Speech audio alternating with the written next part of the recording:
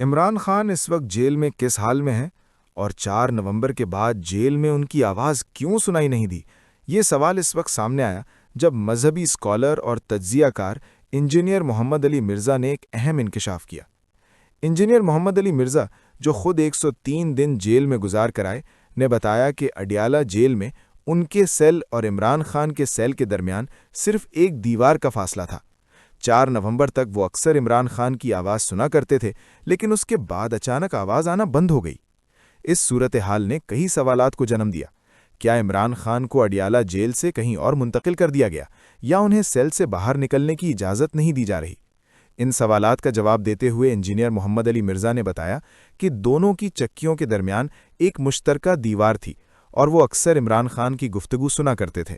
عمران خان اپنے مشقتی سے زیادہ تر کرکٹ پر بات کرتے تھے، سیاست پر گفتگو نہیں ہوتی تھی۔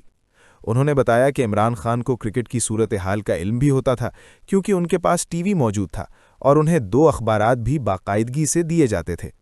انجینئر مرزا کے مطابق باہر آ کر انہوں نے یہ سنا کہ عمران خان کو مکمل طور پر سیل میں بند رکھا گیا ہے، لیکن ان کے بقول یہ بات درست نہیں۔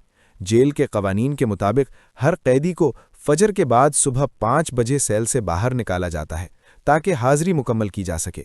انہوں نے بتایا کہ یہ عمل ان قیدیوں کے لیے مشکل ہوتا ہے جو فجر کے وقت اٹھنے کے عادی نہیں ہوتے، لیکن جیل کے SOPs کے تحت ہر قیدی کو کم از کم ایک بار باہر آنا ہی ہوتا ہے۔ ناشتے میں آدھی روٹی دی جاتی ہے جسے ٹوکن کہا جاتا ہے۔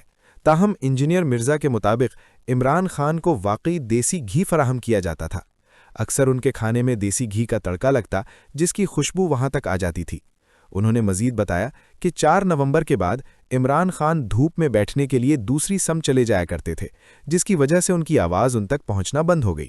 انجینئر مرزا کے مطابق عمران خان صبح 9 بجے ناشتہ کرتے تھے اور شام 3 بجے کھانا کھانے آتے تھے، اور یہ معمول انہیں بخوبی یاد ہے۔